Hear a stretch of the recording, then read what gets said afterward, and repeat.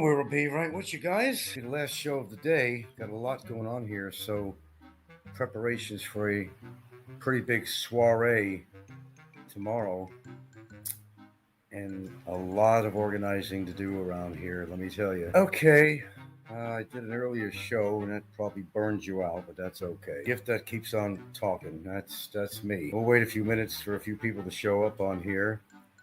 Legitimate ways of making money in the Philippines. Well, there's all kinds of ways. It's called investments too, but it could be tricky. Or it could be that easy. Not always, really. Okay, build it and they shall come. Okay. Oof. Just got finished mopping floors in here and they're wet, and I'm trying to run fans and so forth. My bedroom, bathroom, and everything here is wet, so I threw the air conditioner on.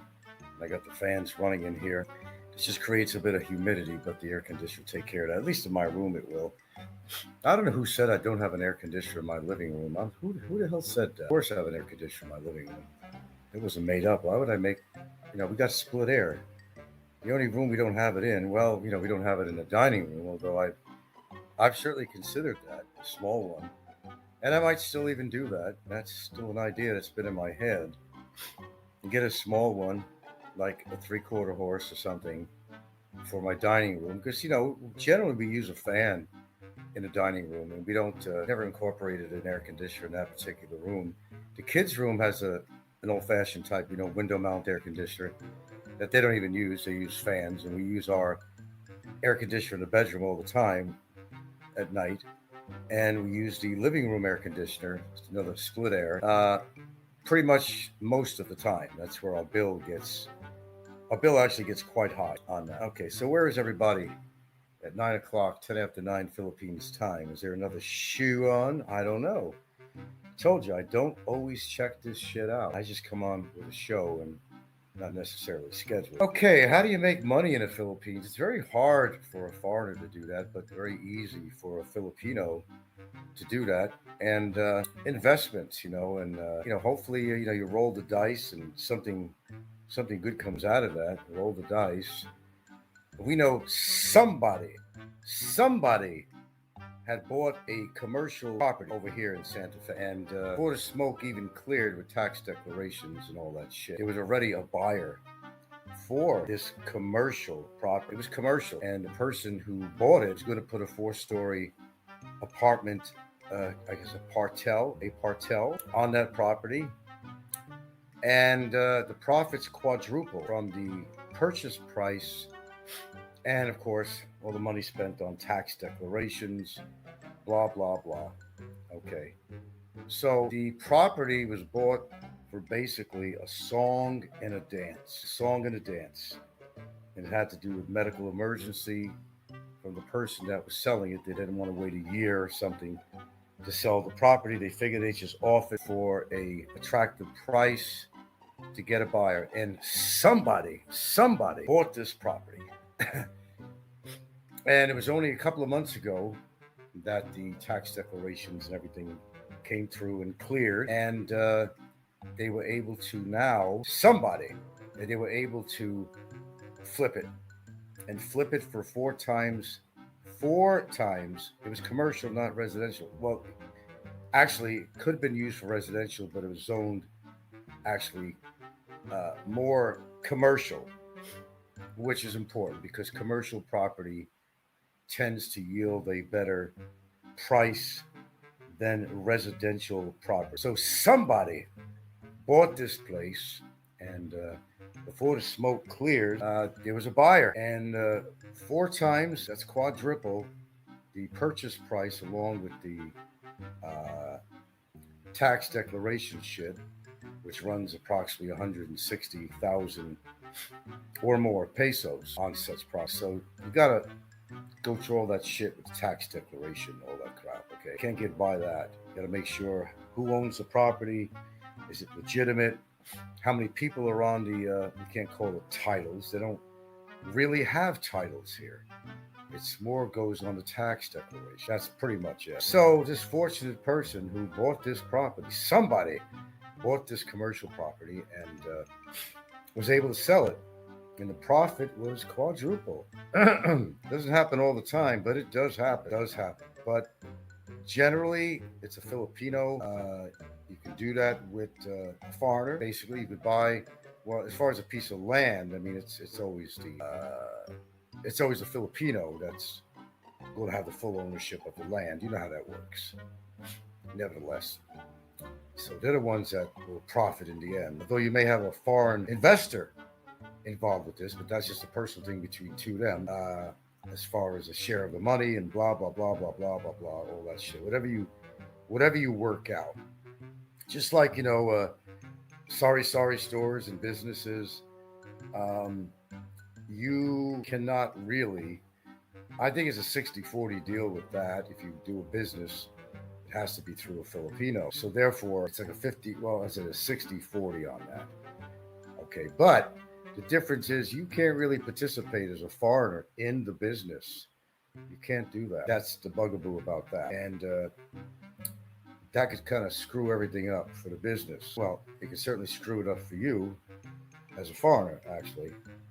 You're not supposed to be, working, with that hammer in your hand, with that skill saw, all that shit. You're not supposed to be working. So that's how that works. And a lot of people have gone through this. I know vloggers on here, famous ones that have sorry stores or eateries. They closed it down because the guy was making his daily appearance in that business, participating in it to some extent. And anyway, they had to shut it down. No names mentioned on here, of course. But shit like that happens all the time. Okay, that's what I have to say about that. There are ways of making a couple of bucks, couple of pesos here in the Philippines as a foreigner. You could, okay, through the help with your friends. Well, people you know, your spouse, girlfriend, whatever, as long as they're Filipino, then you can do certain things very legitimately out here. Sorry, people getting bored because I'm not talking about drama. My apologies. I don't want to set you off from seeing another show that might be on at the time. But nevertheless, never mind a lot of the nonsense you hear on here that not make legitimate money out here through investments. You certainly can. You just got to be legal about it, and you just have to follow the rules. And of course, it's going to go under the Filipino or Filipina, whatever might apply at the time. It's going to go under their name. So I hope you learned something about that. I didn't really go into big detail, but someone bought a property at the right time, the right price, and the property was sold for 4 times the amount of investment. And I think flipping can work out for some people if you got the investment money to do that. It's just an individualistic thing, whether or not you want to, invest your money into anything. It's taking a chance, like anything else in life is. It's taking a chance, and sometimes it works out, and sometimes it don't. But there's money to be made out here. I mean, legitimate money for foreigners. They just got to follow the rules. I mean, it's not in your name. Whatever it is you buy, it's really in the end not going to be yours. Technically and legally, actually. But you can still profit from this. Uh, Work out something amicable between both parties, and you could actually make this shit work. I think if you're going to be living out here and you're pretty much dependent on your pension or just your social security, unless you're making like a buku amount of money every month, I think it's going to be really very difficult with the inflation, rising prices, to make ends meet after a while. Some people are very fortunate. They make pensions plus their social security. Previous jobs, or they might have the military. Some guys have military pension. Some guys have pensions that went with other jobs that they worked for 20 years, whatever, and then they reach retirement age and they get their social security. So they got a triple pack there. 3 incomes. That's what you call living in the Philippines. These guys are not going to have problem adjusting to the rising prices out here because they're making enough income to not only survive but to actually thrive. Big difference between surviving and thriving. Major difference. Okay, with that being said, did I share that with you that all's not lost out here if you're going to be living in the Philippines? You can conduct business. You can, but unfortunately, it's not going to be through you because you are not allowed. Keep in mind to put that underlined sentence here that you're not supposed to be working in the Philippines. Okay, little hint. You're not supposed to be working as a foreigner. No, no, no, no, no. Under most circumstances, you can't. Under certain circumstances, maybe you can. You got permission or some authorization that you can work on a call center job or teaching English or whatever it might be. You can do that. I'm not sure how you go about that. To be honest with you, I really don't. But there are ways of actually doing that. So keep in mind, it's not all lost. If you have some sense of, you know, challenge, you can take on challenging situations and make it work for you. No one said you can't do that. I mean, the law says that you, as a foreigner, no, you can't really legitimately work in the Philippines. But there are circumstances where you can. But doing business generally is going to have to, just like Chinese or Korean companies that come here to start big businesses in the Philippines. They have a designated partner who is Filipino. So they form, I guess, a corporation. And there's ways to make that work. No Chinese man, Korean man, or so forth is going to come into this country. And on their own accord, they're not going to start a business and expect to get away with that. There's too many in between, and it won't even happen, really. It won't even happen, no matter whose palm you might grease. It just is not going to happen. You got to form a corporation of some sort, and your business partner, he or she, has to be Filipino descent, Filipino born, raised, and they're the only ones that can actually do a business out here. Now you notice a lot of foreigners that have wives that are operating little stores and eateries, cookeries, as you see everywhere in the Philippines. Well, the secret is the word Filipino. That's how they can do that. Are they all paying their taxes? Well, I can't tell you that either. That's another way of getting in trouble. That you have to keep record of your sales, and you got to report that to the BIR.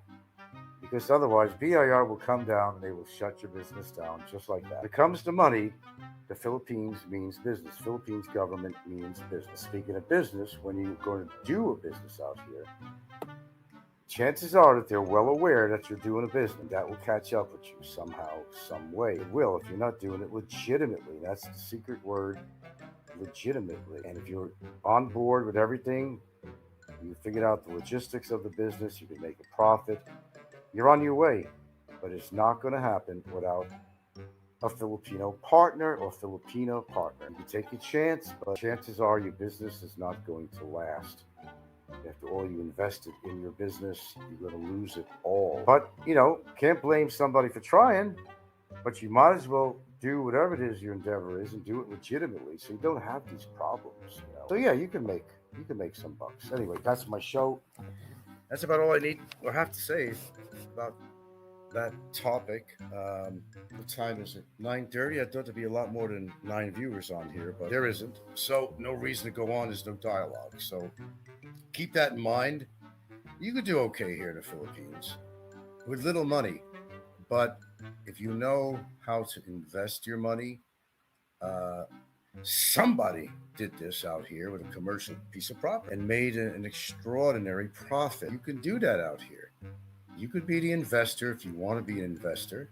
You could do that too. And as long as the business is going to be, or rather the sale or the purchase is going to be by a Filipino, period. You can do that stuff out here. And sometimes you got to do what you got to do. You want to live a better life when you come out here. You don't want to come out here and just depend on your Social Security. That's a hard thing to do.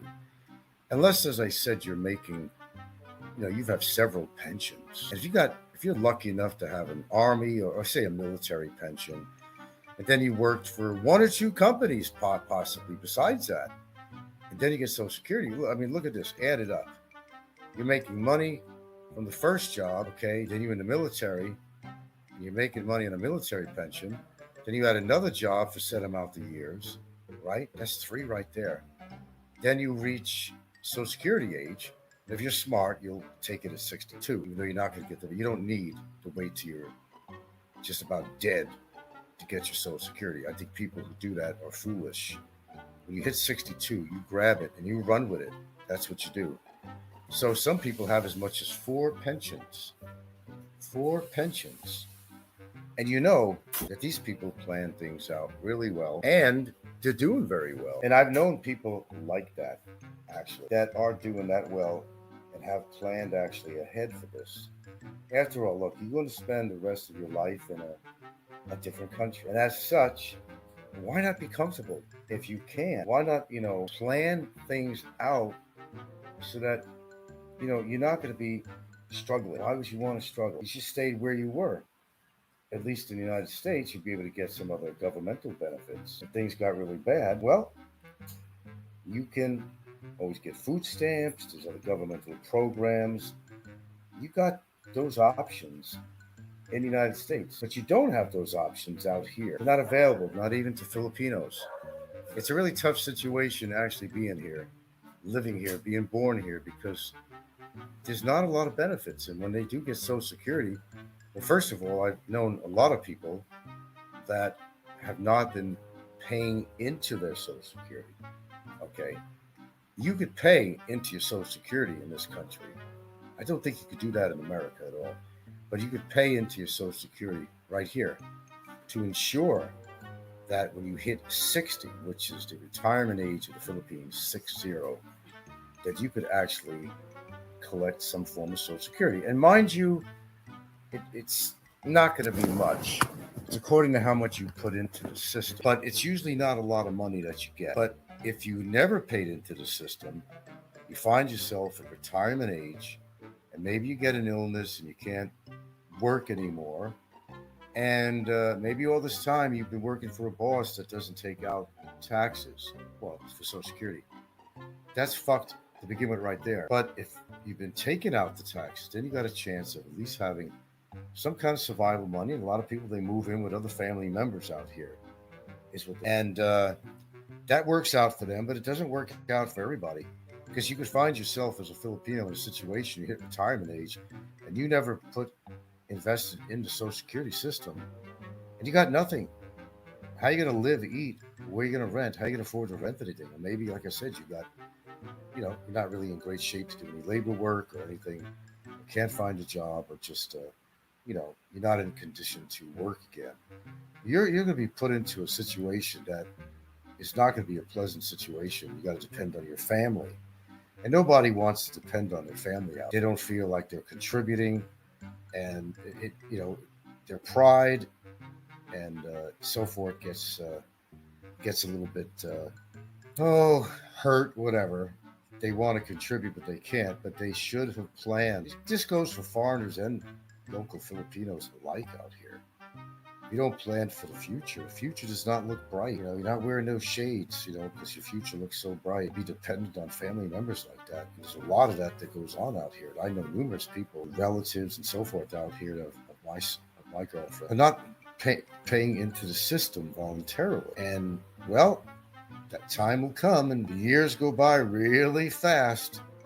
They find themselves in a very uncomfortable position. Plan ahead. If you're a foreigner, plan ahead. See, even on your pensions, if you could just even put a small amount away in the bank every single month, as small as it could be, it all adds up. So when you have an emergency, we talk about that on my show all the time, a medical emergency or something comes up, you're going to have the money to get the help that you need.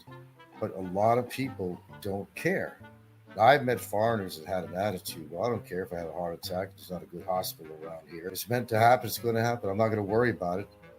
I just rather die than have to go spend any money or money I don't have on medical expenses. If it's meant for me to die, these are the same people that, they drink, smoke, eat too much. They're not in great health to begin with. So a lot of them have pretty much gave up on life. A lot of them come here like an elephant graveyard. They go as a place to die, and they're going to eat, drink, and be merry. And there's nothing wrong with being merry and having a good old time out here. If that's your purpose to come out here, is to have a lot of women and pretend that you're young again. It's a fucking grand illusion, is what it really is. The grand illusion. Come out here and be a stud. Yeah.